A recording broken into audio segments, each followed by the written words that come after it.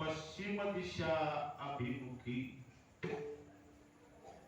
प्रसन्नपणे आपल्या सिंहासनावर विराजमान असलेले हनुमंतराय. या हनुमंतरायाच्या पवित्र द्वारामध्ये दीर्घ काळापासून प्रतिवर्षी प्रमाणे चालत आलेला आपला हा अखंड हरिनाम सप्ताह. आपल्या अखंड हरिनाम सप्ताहामध्ये दोन पर्वकाळ साधून आलेले आहेत. सप्ताहाच्या आरंभी जगद्गुरु तुकाराम महाराजांचा वैकुंठ गमन सोहळा आणि सप्ताहाच्या मध्यकाळी म्हणजे फाल्गुन वद्य षष्ठी या तिथीवर शांती ब्रह्म पैठण निवासी संत एकनाथ महाराजांनी जल समाधीचा स्वीकार केला. सप्ताहाचा पहिला दिवस म्हणजे त्या दिवसाला नावच असं प्राप्त आहे तुकाराम बीज. फाल्गुन वद्य षष्ठीचं नाव आहे नाथ षष्ठी. विठ्ठल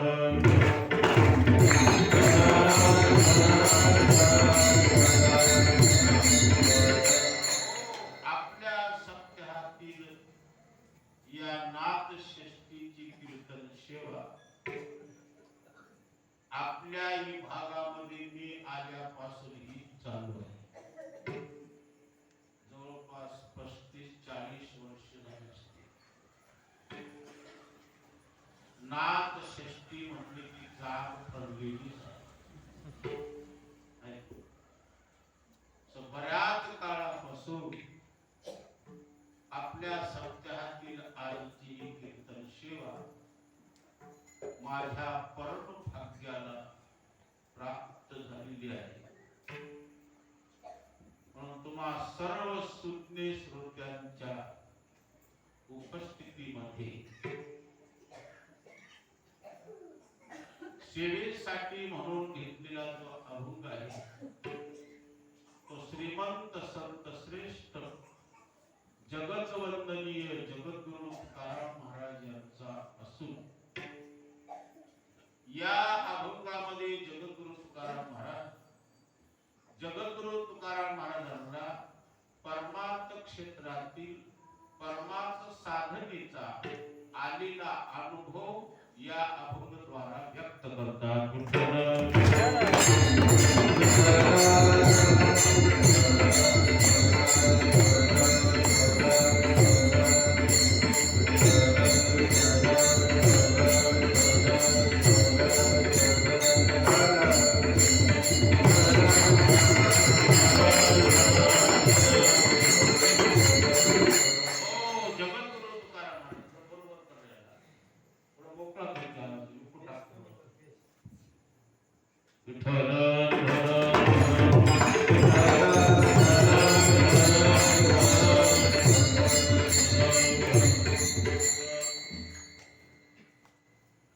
टिकलिया शिंदे कडूपण गेली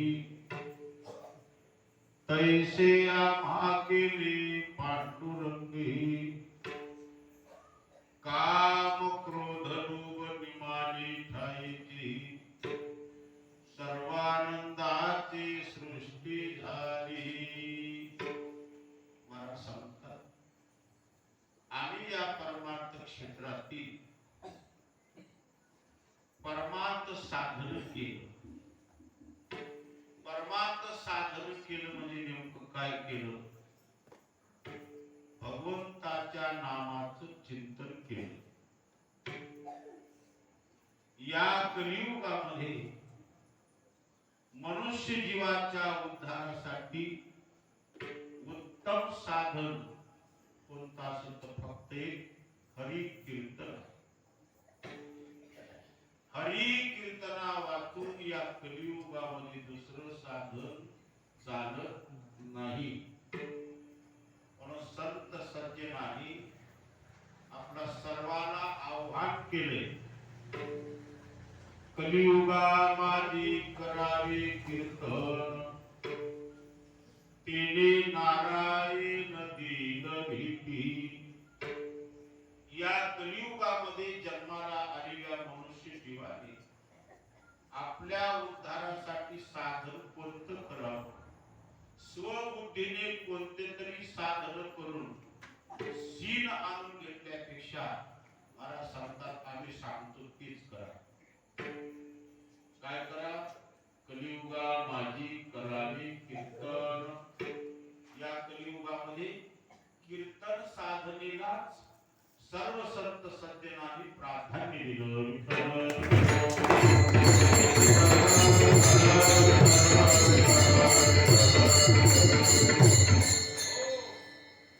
कारण भगवंताचं जे नाम संकीर्तन आहे, या नाम संकीर्तनाने निश्चित जीवनाचा उद्धार होतो.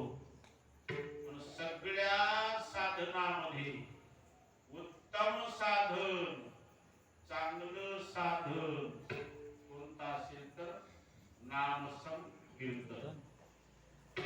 साधन चांगले आहे आणि हे साधन सगळ्याला जपण्यासारखेही आहे.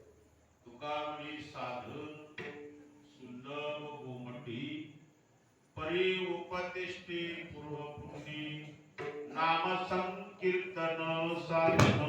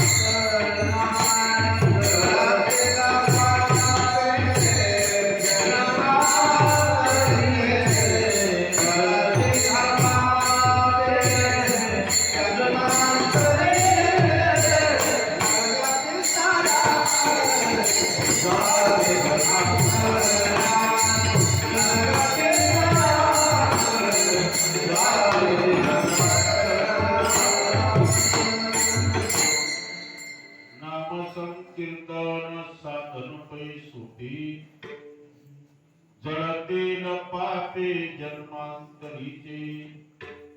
नाम संकीर्तन हे जे साधन आहे, सगळ्या साधनात सुलभ साधन, सोपं साधन आहे आणि चांगलं आहे. सगळ्या साधनात उत्तम साधन, उत्तम आणि सुलभ जर असेल तर या साधनाला आळस का करणार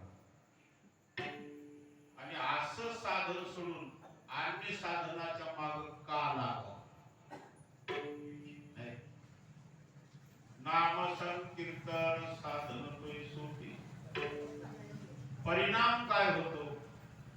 महाराज सांगतात, जळ पापी जन्मांतरी एका जन्माची नाही, जन्मांतरीचे पातक दहन करण्याचं सामर्थ्य भगवंताच्या नामामध्ये आहे. सगळ्या साधनात साधन भगवंताचं नाम या संत सज्जनाने निवडून काढलेलं आहे. नाम चांगली चांगली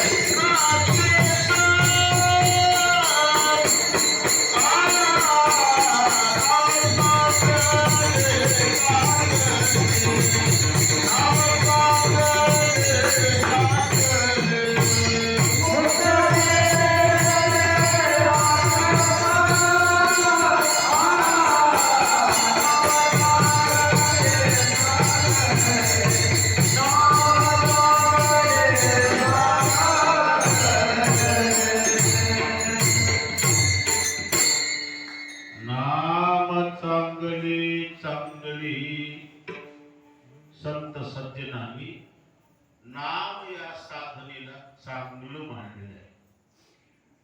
नाम चांगली चांगली माझे कंठी राहू भली. नाम चांगले चांगले दुयुक्ती शब्दाने बोलले होता.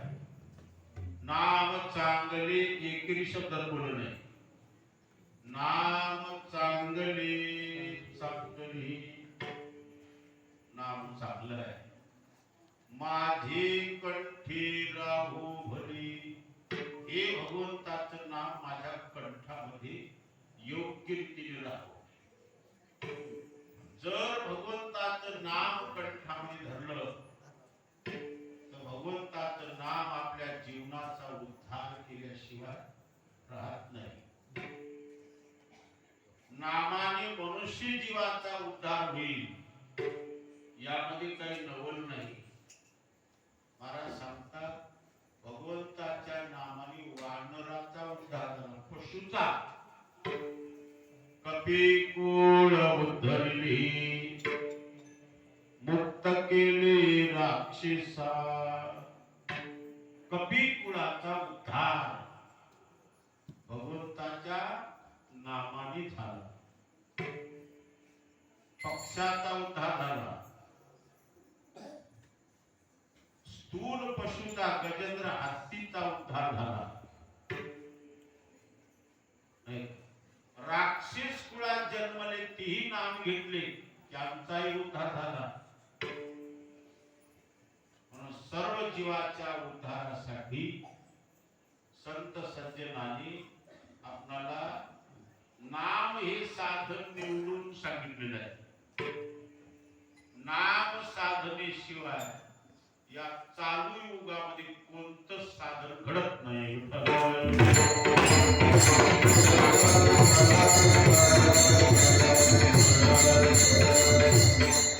नामा परते तत्व नाही रे.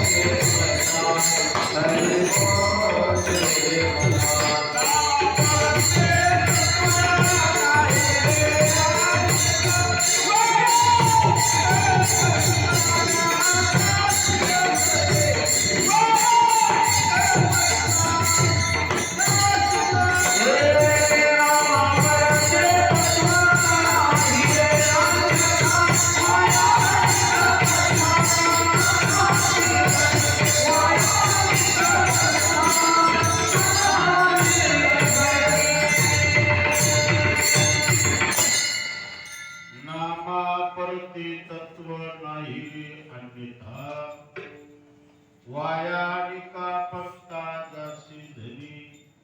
महाराज सांगतात, माऊली सांगतात, नाम साधनेशिवाय दुसरं साधनच चालू युगासाठी नाही. नाम हे एक तत्व आहे. नामा परती तत्व. नाम साधनेपेक्षा दुसरं साधन नाही रे. म्हणजे अधिकार वाच्यनी मौनी बोलतात. कारण रे हा जो शब्द आहे तो अधिकार वाचक आहे. नामा परती तत्व नाही रे. नाही रे अन्यथा. अन्यथा म्हणजे नाम साधनेशिवाय दुसरं साधन कोणतंच नाही. म्हणून नाम साधनेला सोडून वाया कशाला भटकतात श्रीकडे. आपण कलियुगामध्ये जन्माला आलेले आहोत. अखंड भगवंताचं नाम चित्तामध्ये ठेवा. तुमचं सगळं काम होईल.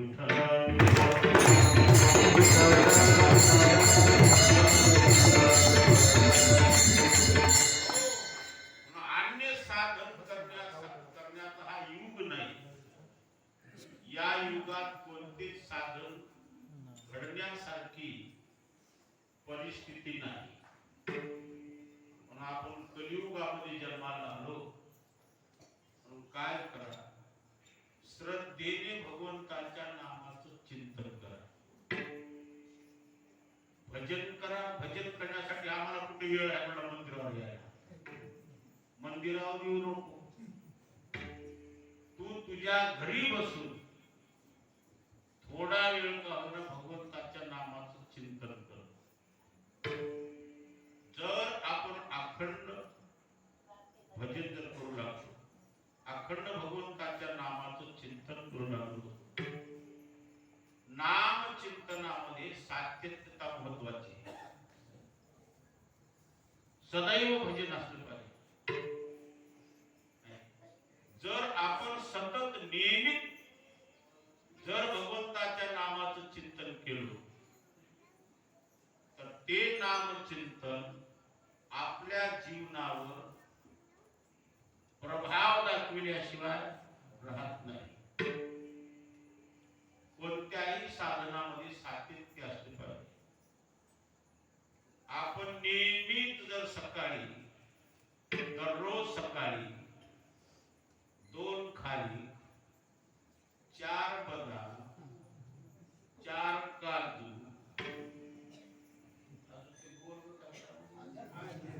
2 अंजीर जर आपण नियमित रोज चावून चावून चावून जर खाल्लो, नियमितपणे खाल्लेले पदार्थ तुमच्या शरीरावर प्रभाव दाखवतात की नाही सांग. रोज खाल्यावर दाखवतात का कधी कधी खाल्यावर? जिथं मिळालं तिथं खाल्यावर.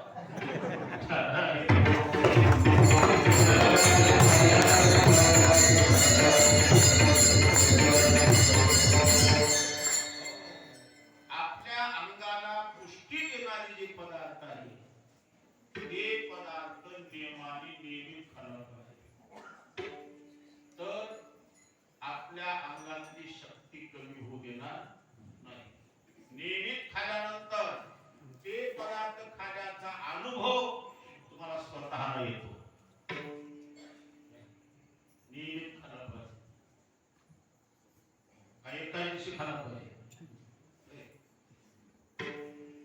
नियमित रोज गिलास दूध पिला तर शक्ती टिकून राहील. कधी कधी लिटर पिला तर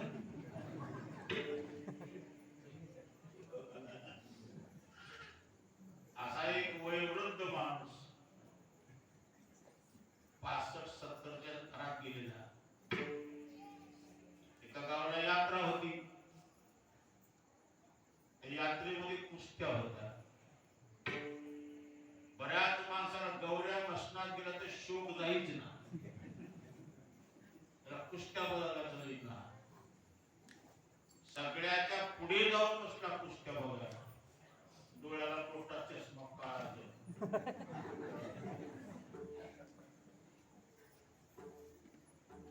त्या कुस्त्याच्या फडामध्ये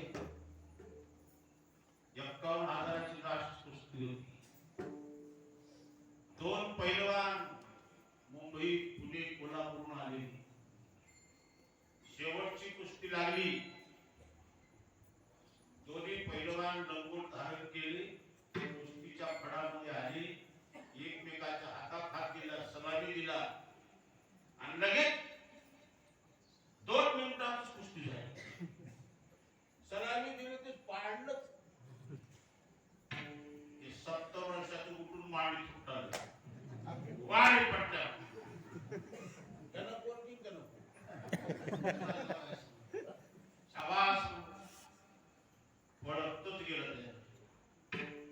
त्याच्या हातात हात दिला.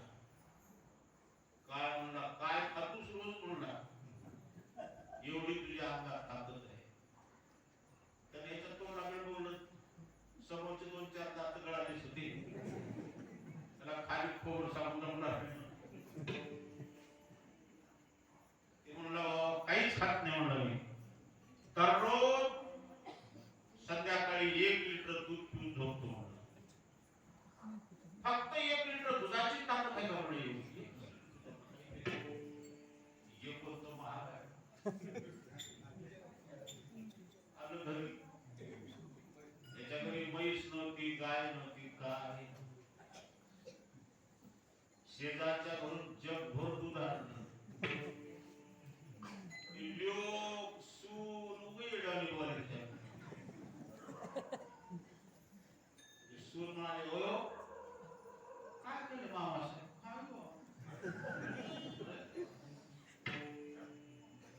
बोर्ग म्हणलं, बाबा काय झालं, आणलं लिटर दूध, जगभर दूध आणलं, देवडीमध्ये ठेवलं. संध्याकाळचा स्वयंपाक झाला. बस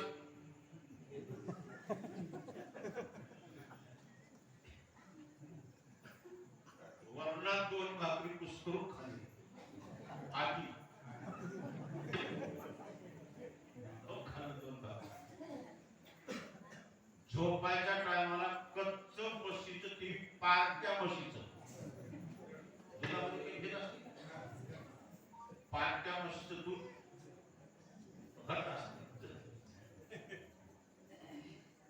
पार्ट्या म्हशीचं 1 लिटर 1 जग दूध पिलं बघा. कशी ताकद येणं.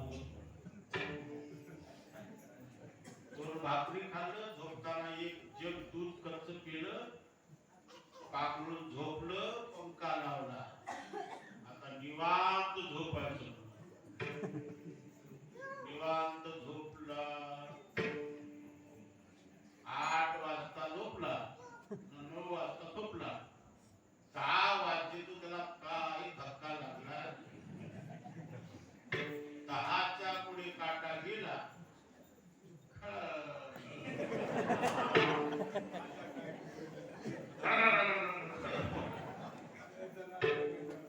11 वाजता उठलो. त्यावेळेस घरोघर बाथरूम नव्हते. त्यावेळेसची गोष्ट आताची नाही. डबा घेतला, गावच्या बाहेर खारीला गेला. जाताना तिच्या अंगाला दरदर घाम फुटला होता. म्हणजे जाताना होते काही वाटला होता.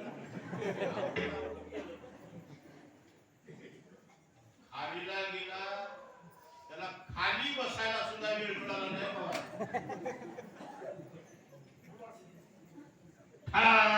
लागली धार वाटायच.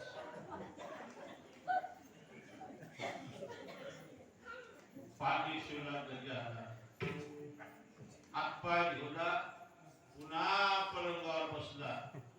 बसल्याबरोबर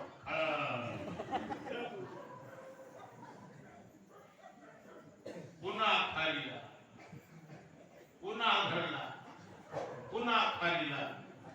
रात्री त्याची खालीची वारी काही बंदच पडली. मूळ काय म्हणा पहिलवान, रोज 1 लिटर दूध पितो म्हणला. मी बी 1 लिटर पिला म्हणलं, जास्त पिला होता.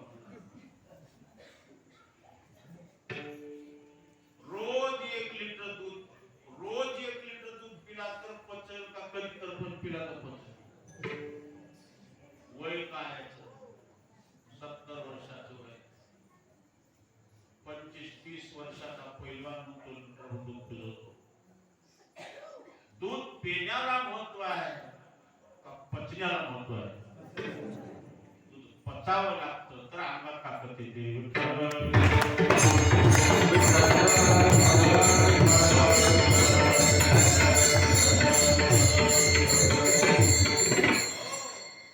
कधी कधी भजन करून चालणार नाही.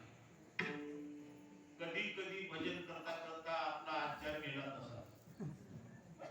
पंजाबीला बापी कधी कधी भजनाला जात होता, कधी कधी नाही. भजनामध्ये सदोदित पण असला पाहिजे. हरी बोला एकांती, हरी बोला लोकांती, देह त्यागांती हरी बोला. सर्व काळ हरिचिंतनामध्ये ज्याचा जातो बरं का, त्याच्या जीवनाचा उद्धार झाल्याशिवाय राहत नाही. म्हणून संत सज्जनाने सर्व काळ भजन केलं. रात्र दिवस भजन. दिन रजनी हाची धंदा, गोविंदाची पवाडी. अखंड भगवंताच्या नामाचे कीर्तन चालू आहे. कीर्तन हे उत्तम साधन आहे. कीर्तन म्हणजे मी सांगलेलं नाही, भगवंताच्या नामाचा उच्चार करणं म्हणजे कीर्तन करणं.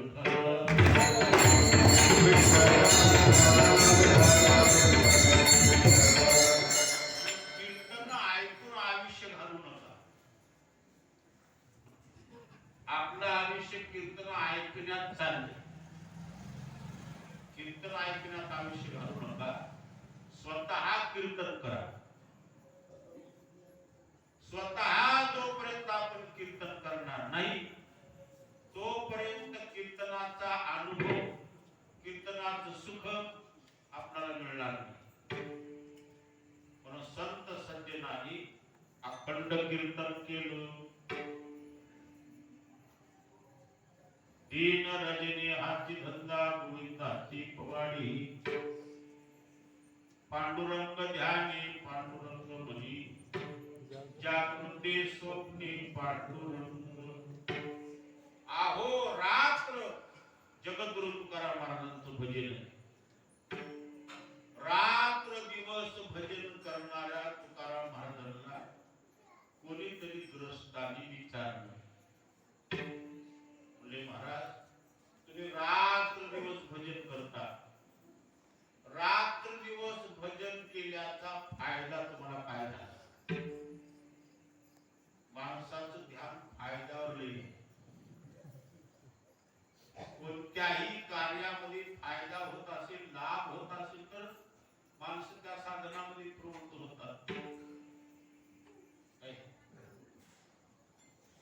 तुम्ही रात्र दिवस भजन करता, या भजन केल्याचं फल तुम्हाला काय मिळालं? परमार्थ क्षेत्रात उतरावं, इमानदारीनं परमार्थ घडावं आणि घडलेल्या परमार्थाचा आपल्या जीवनावर परिणाम काय झालाय त्याच्या अनुभवाला यावं, तर त्या जातीने परमार्थ केला असं मानावं.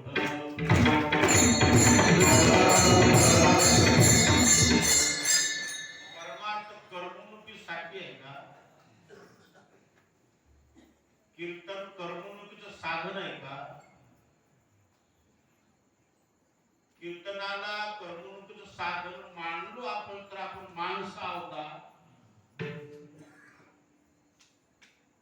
कीर्तन हे कर्ममुक्तीचं साधन नाही. कीर्तन मानवी जीवनाच्या परिवर्तनाचं साधन आहे. मानवी जीवनाच्या उद्धाराचं साधन आहे. उद्धाराच्या साधनेला कर्ममुक्तीचं साधन जर आपण केलं तर आपल्यासाठी महापापी आपण आहोत.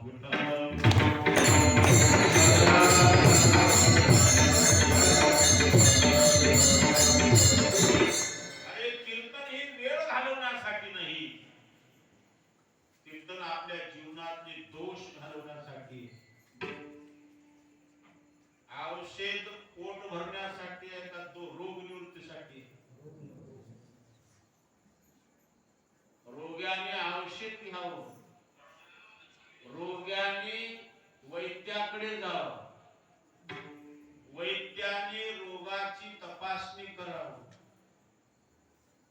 आणि रोग्याला योग्य ती ट्रीटमेंट वैद्याने द्यावं. वैद्याने दिलं ट्रीटमेंट, जसं वैद्याने नेमाने खायला सांगितलंय तसं खावं. आणि औषध जसा जसा रोगी खाऊ लागतो तसा तसा रोग कमी होत जातो.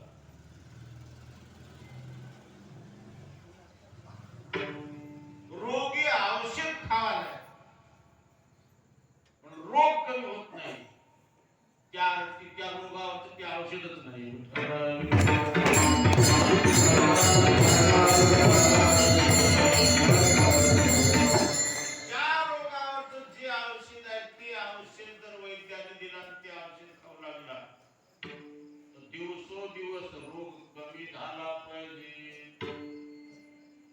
दिवसोदिवस वाढला पाहिजे.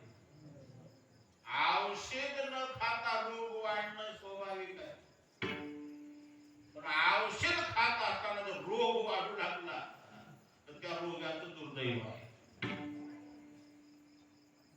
औषध घ्यावं, औषध घेता घेता त्या औषधाचा परिणाम आपल्या रोगावर व्हावं. एक ना एक दिवस त्या औषधीने रोगावर विजय मिळवावा.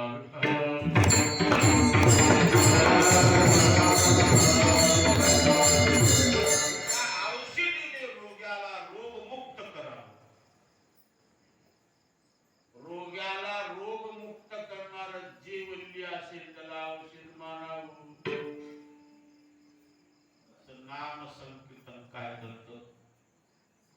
आपल्याला सर्व दोषापासून मुक्त करतो. आपल्या जीवनामध्ये असलेल्या दोषाची निवृत्ती नाम साधनेशिवाय अन्य साधनाने होत नाही.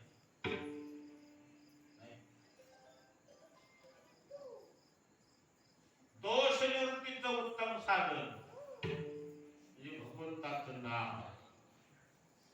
कारण तेही नियमित जसं औषध घ्यावं लागतं तसं नियमित भजन करावं लागतं.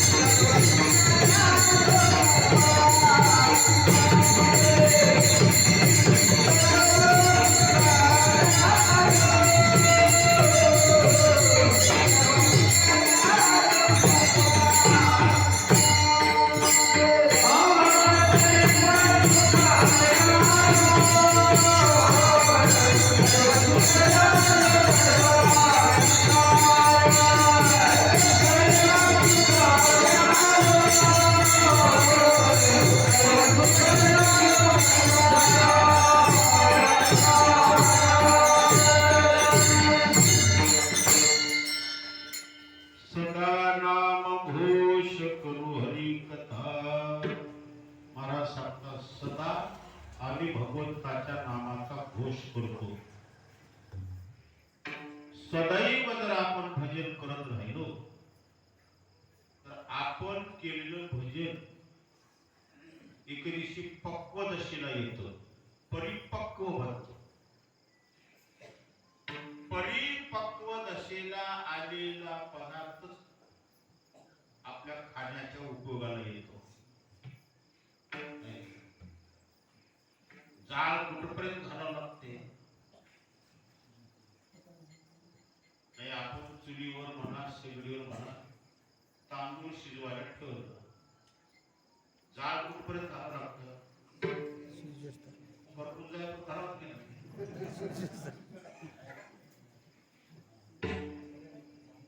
भात शिजेपर्यंत जाळ घालावं लागतं, आणि मध्येच जाळ कमी केला तर कच्च राहतं, आणि शिजल्यावर जाळ घातला तर करपून जातं. शिजल्यावर जाळ वाया जायाची ती मूळ. शिजल्यावर जाळ घालून उपयोगाचं नाही. आपण चुलीवर ठेवलेलं शिजायला आणि धान्य परिपक्व होईपर्यंत जाळ घालावं लागतं. आपण केलं भजन परिपक्व स्थितीला येईपर्यंत अठ्ठास आणि करीत राहावं लागतं.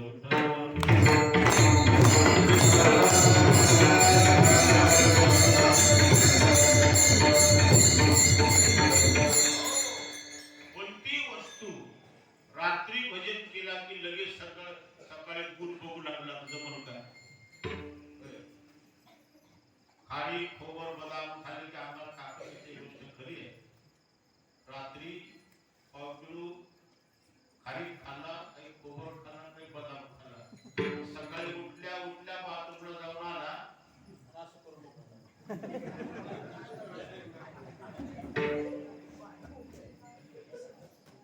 मी काय करावं बघा, रात्री खाल्ला बघा खारी, काही थोडी मराठ्याचं टाकत बघावं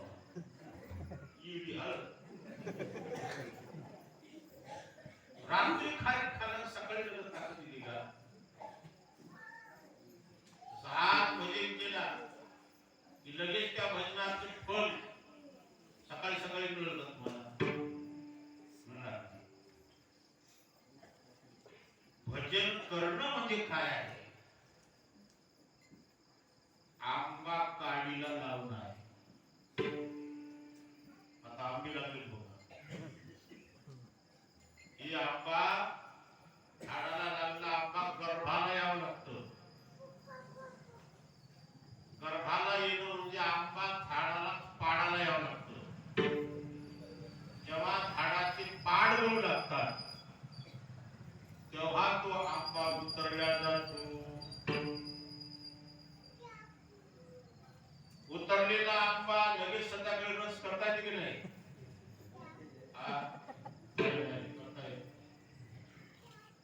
ते उतरून आणलेले आंबे आपल्याला काडीला लावावं लागतं. आता काडीला नाही, औषधाला आहे, केमिकलला आहे. त्याला माचू लावलं,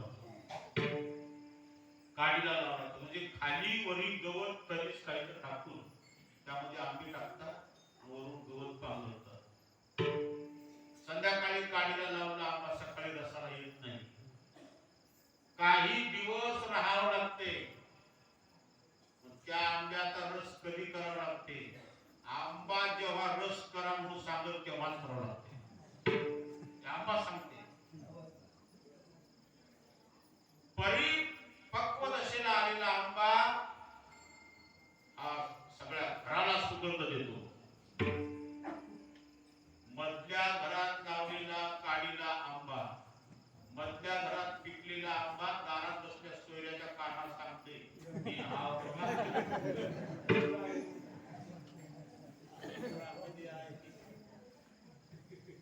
सुगंध द्रवतो, आणि त्या आंब्याचा सुगंध आला की पाहुणे एकमेकाकडे बघतात.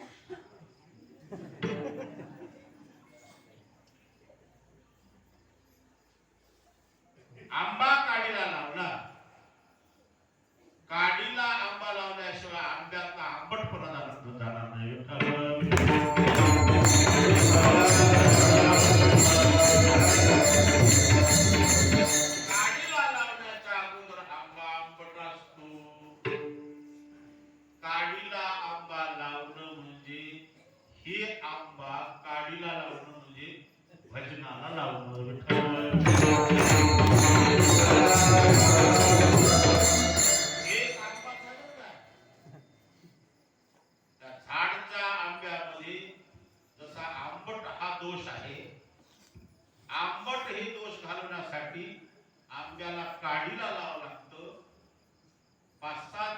आणि आंबा आंबट होता ते गोड होत असतो, मग त्याचा रस करता येतो.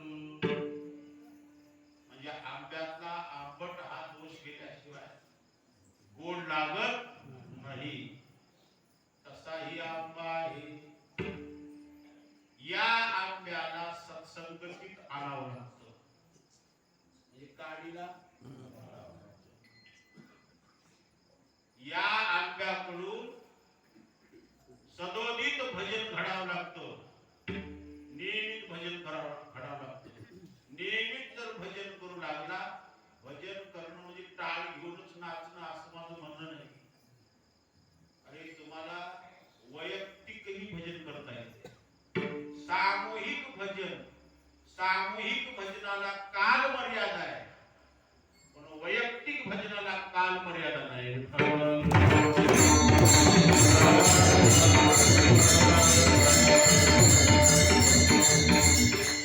सामूहिक भजनाला टाळ, वीणा, मृदंग लागतं, माईक लागते, घेवडी लागते, युक्तो लागते, डीजे लागते, सगळंच लागते. पण वैयक्तिक भजनासाठी फक्त भाव लागतो. भावी गावी गीत शुद्ध करो.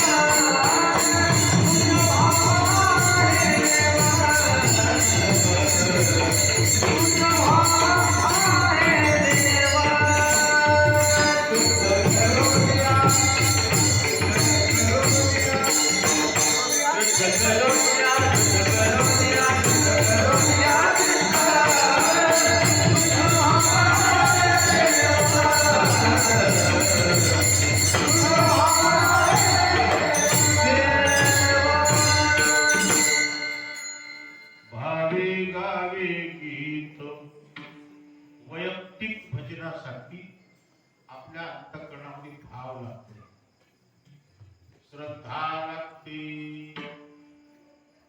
ज्या नामाचं आपण चिंतन करतो त्या नामावर तुमचा विश्वास असावा. विश्वासाने, श्रद्धेने जर आपण भगवंताच्या नामाचं चिंतन जिथं आहोत तिथं जरी गेलो तर ते तुम्हाला गुण दाखविल्याशिवाय राहत नाही. आईच बैसोनी राईक चित्त आवडी आनंद आळवावा. आवडीने भगवंताच्या नामाचं चिंतन करावं. जर आपण सतत भगवंताच्या नामाचं चिंतन केलं तर काय होतं, आपल्या जीवनामध्ये, आपल्या अंतःकरणामध्ये असलेले जे दोष आहेत, जे आपल्या आत्मा आनंदावर आवरण टाकणारे दोष आहेत, ते दोष कोणते असतील? काम, क्रोध, लोभ, जयाचे अंतरी नाही अधिकारी ऐसा इथे. जोपर्यंत तुमच्या हृदयामध्ये काम आहे, काम कामी माणसाला कष्टी करणार आहे.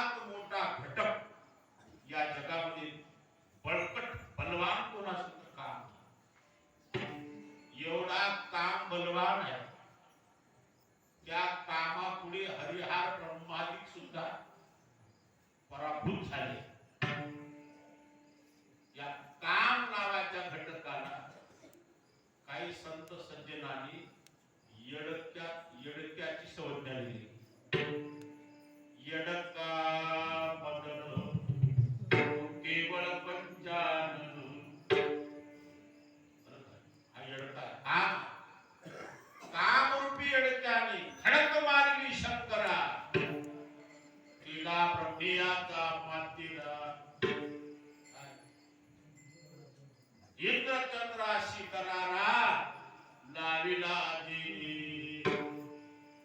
केवळ पंचानन तू येडका म्हणून.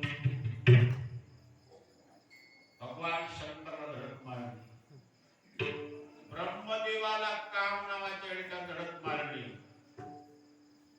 काम नावाचा येडका एवढा उन्मत्त आहे, त्याला जर धरायचं असेल, एखादं जनावर जर मारत असेल, नाही का, अनावर जर जनावर असेल तर त्या अनावर जनावराला शेतकरी काय करतात, त्याला आवडण्यासाठी येसन घालतात.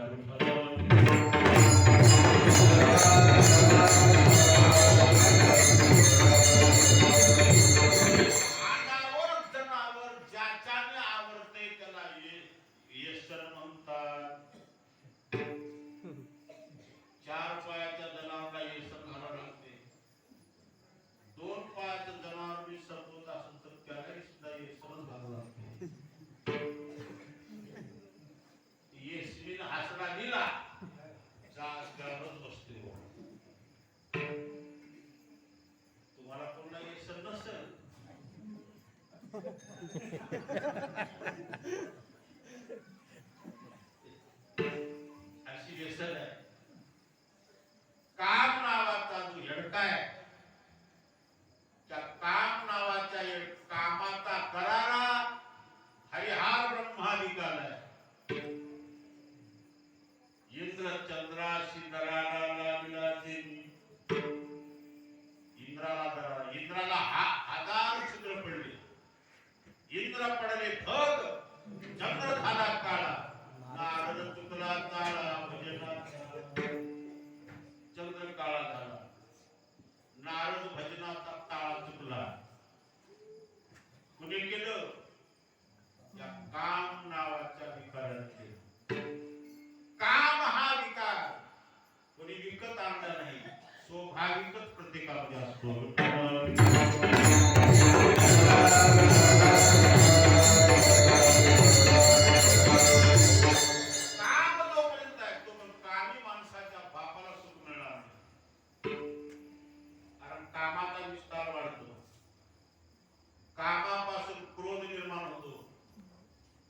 कामापासूनच लोभ निर्माण होतो. कामी माणसाचा काम अपूर्ण राहिला क्रोध तयार होतो. कामातून विक्षेप आणला त्याच्याविषयी क्रोध निर्माण होतो. कामी माणसाचा काम जर पूर्ण झाला तर लोभ तयार होतो. काम, क्रोध, लोभ हे तिन्ही दोष आहे. घटक जोपर्यंत तुमच्या माझ्या हृदयात आहे तोपर्यंत आत्मानुभूती नाही, आत्मसुखाचा उपभोग घडणार नाही. म्हणून हे तीन दोष पराभूत झाले पाहिजे, हे तीन दोष गेले पाहिजे. वास्तविक हे दोष जाणारे नसतात म्हणून गेले पाहिजे. हे दोष घालवण्यासाठी काय करावं लागतं? रात्र दिवस भजन करावं. भजनच कशासाठी करावं लागतं ही अक्कल आधी यावं लागतं.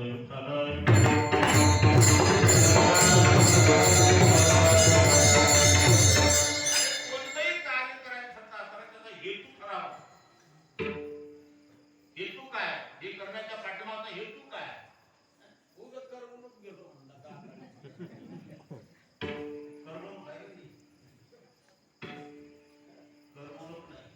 भजनाच्या पाठीमागचा हेतू अगोदर ठरवावा. कशासाठी करायचं तो हेतू पूर्ण होईपर्यंत भजन करा. म्हणून आपल्या जीवनातील दोष आहेत ना, त्या दोष निवृत्तीचं साधन म्हणजे भगवंताचं भजन. आम्ही रात्र दिवस भजन केलं. भजन करता करता हळूहळू आमच्यातले दोष क्षीण होत गेले, दुर्बळ होत गेले. एका दिवशी नाही आयशी झाले.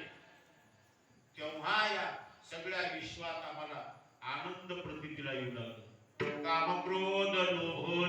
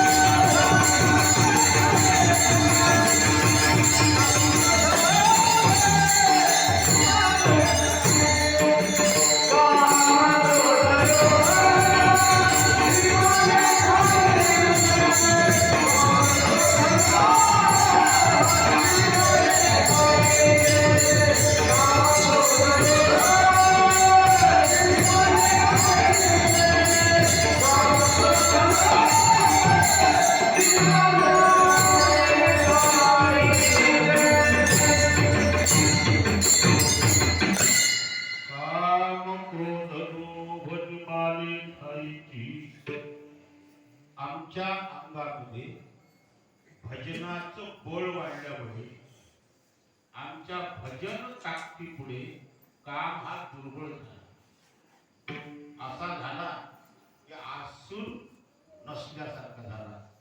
काम क्रोध लोभ निमाली आईची जागावरच आसून नसल्यासारखी झाली. म्हणजे त्यांचा आम्हाला काही विक्षेप नाही किंवा काम असून नसल्यासारखा झाला. काम राहायला का हरकत नाही, काम राहू नये का त्यांना आपल्यावर चाल करू नये, चाल करू नाही. काम चाल करत नसेल का राहायला विचार. काम बळकट झाला नाही म्हणून पुढील क्रोध आणि लोभ निर्माणाचं कारण काय झालं. काम क्रोध आणि विकार हे तुमच्यात कशाने क्षीण झाले. महाराज सांगतात भजनाने झाले. भजनाने कसं झालं. महाराज सांगतात आम्ही सदैव भजन केलं म्हणजे आमचा एक श्वास सुद्धा भजना वाचून रिकामा जाऊ दिला. त्याचं नाव भजन आहे. व घंटावर आरडला मध्ये भजन झालं नाही.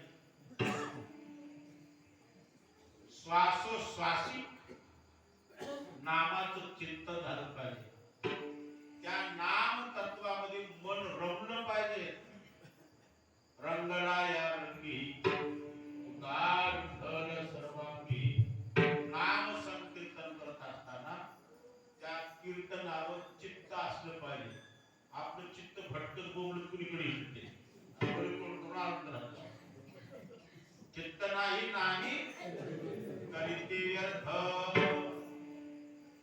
जर त्या नामावर चित्त ठेवून नामाचं चिंतन करता कीर्तन करता तर मला सांगा फार चांगलं साधन आहे. कीर्तन चांग कीर्तन चांग होय अंग हरिरूप.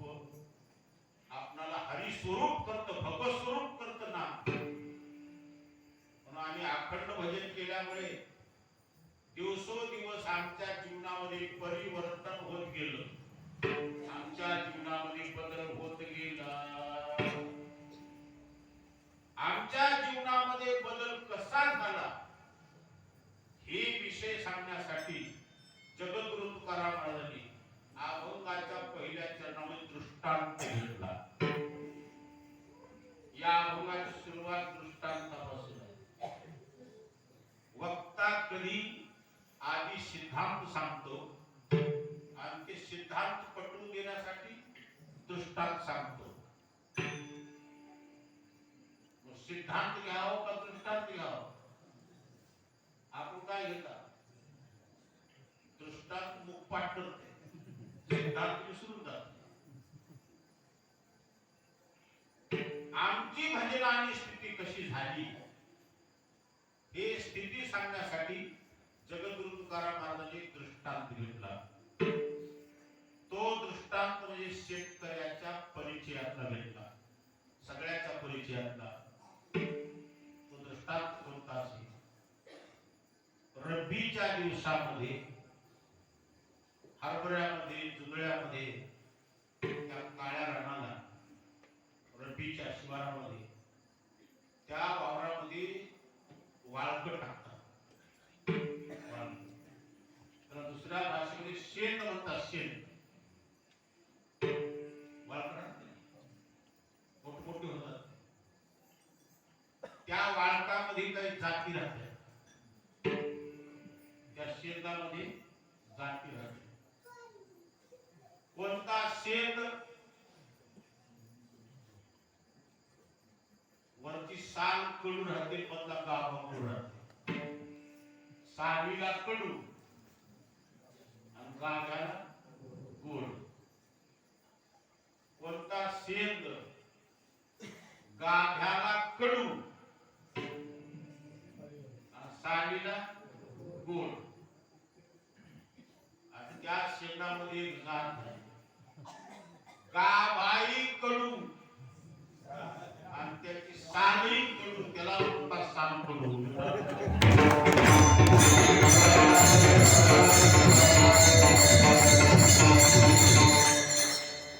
काही शेत दिसायलाही कडू, असायला मजुरी. असे शेत रानात राहतात, गावात राहतात. असा देटा सहित कडू शेत असला तरी तो देटाचा तोडून खाला तर कडू लागतो. आणि तेच शेंद जर देटाला वेडाला जर पिकला तर पिकलेला शेंद गोड होतो. पिकली शेते कडू पण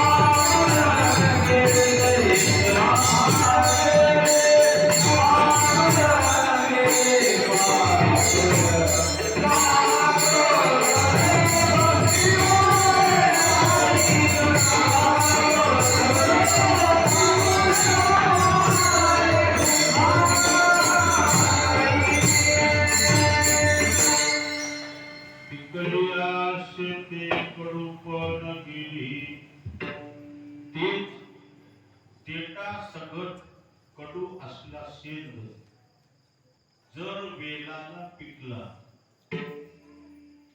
त्याचा रंगही बदलला, गुणही बदलला. आधी होता हिरवा, पिकल्यावर झाला पिवळा. पिकण्याच्या आधी होता कडू आणि पिकल्यावर झाला गोड. शेत पिकल्यानंतर शेताचं रूप आणि गुण बदलत. आपल्या जीवनातले परमार्थ साधन जर परिपक्व स्थितीला आले की साधन सुद्धा आपलं जीवन बदलतात. आपल्या अंतःकरणातला सामाजिक विकार पराभूत होतो आणि काम क्रोध रहित जेव्हा हृदय बनतं तेव्हा आपल्या हृदयामध्ये त्या परमात्म्याचा आनंद अनुभवायला येतो. काम क्रोध लोभ निमाली झाली. त्यामुळे काय झालं, सर्व आनंदाची किंवा अवघी आनंदाची सृष्टी झाली. आनंदच आनंद आपल्या प्रतीला येतो. त्या आनंदामध्ये एवढा रमला, त्या आनंदामध्ये एवढा रमला की तो आनंद उपभोगत असताना देहभाव विसरला. आठवण गेला भावाभाव झाला स्वयंदेव पांडुरंग. आठवही नाही नाठवही. आनंद ही एक अवस्था प्राप्त होते आणि ती आनंद अवस्था प्राप्त करून घेण्यासाठी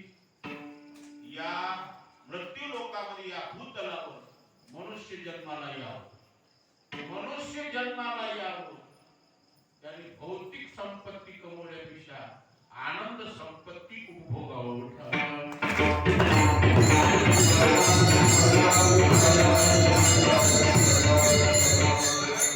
हे भौतिक जोडलेली संपत्ती इथंच राहणारी आहे. माणसाच्या जन्माला यावं, त्याने आनंद कमवावा, सुख कमवावं. सुख उपभोगण्यासाठी मनुष्य जन्म आहे. म्हणून ज्या ग्रस्ताला परमार्थ साधनेच्या द्वारा आनंदाची प्रतीती आली, आनंदाचा उपभोग मिळाला. आनंद मिळवणं म्हणजे भाग्य मिळवणं आहे. हे मिळवलेलं भाग्य काय? जिथल्या तिथं टाकावं, कधी जावं लागणार आहे. तुका म्हणे भाग्य आणावे म्हणजे संसारी जन्मी याची लागी आत्मा आनंद, आत्मसुख, ब्रह्मसुख, परमात्म सुख मिळवण्यासाठी मनुष्याचा जन्म आहे. माणसाच्या जन्माला यावं, त्याने सत्संगतीमध्ये राहावं. माणसाच्या जन्माला यावं, त्याने आधी माणसासारखं वागायला शिकावं. माणसाच्या जन्माला यावं, ज्यांनी आपला जीवन दान दिले त्या प्रभूचं थोडं ध्यान करावं. जेणे हा जीव दिला दान, तयाचे करीन चिंतन. जगजीवन नारायण गायन गुण तयाचे. आपल्यापाशी जेवढे आहे तेवढं आपलं नाही. आपलं तुम्हाला वाटायला तुमचा भ्रम आहे. आपलं नाही, हे सगळं देवाने दिलेलं आहे. आणि जन्मच देवाने दिला आहे, तर बाकी काय देवाने दिलं नाही. जेणे हा जीव दिला दान, तयाचे करीन चिंतन. ज्या भगवंताने आपलं जीवनदान दिलं आहे, जीवनदान दिलेल्या प्रभूचं ध्यान कधीतरी मनामध्ये करा, आठवण राखा. त्या भगवंताच्या नामाचं चिंतन करा. नाम चिंतन करू लागलो तर आपल्यावर भगवत कृपा होईल. कारण झालेली भगवत कृपा दिसण्यासारखी नसते. आपल्यावर देवाची कृपा झाली, मग काय हिरवा अंग पडलं का पिवळं पडलं का निळं पडलं. कारण कृपा ही अदृश्य असते. जर आपण चांगलं वागलो, भगवंताचं भजन केलं, तर भगवान परमात्मा आपल्या जीवनावर प्रसन्न राहतो. भगवंताची कृपा दृष्टी आपल्यावर पडते. भगवंताच्या कृपा छत्राखाली निश्चित आपलं जीवन निर्विघ्न आणि सुखरूप राहतं. आपल्या सर्वांचं जीवन निर्विघ्न आणि सुखरूप व्हावं, यासाठी हनुमंतरायाने तुम्हा सर्वांना सद्बुद्धी द्यावी. तुम्हा सर्वांकडून सदाचार घडावा. तुम्हाला सर्वांना सत्समागम मिळावा. त्या सत्समागमातून भगवंताचं नामचित्र घडून भगवत कृपेला, हनुमंतरायाच्या कृपेला पात्र होऊन आपल्या सर्वांचं जीवन सुखी आणि समाधान राहावं, हीच हनुमंतरायाच्या चरणी मी प्रार्थना करतो. आणि आताची कीर्तन सेवा इथंच पूर्ण करतो.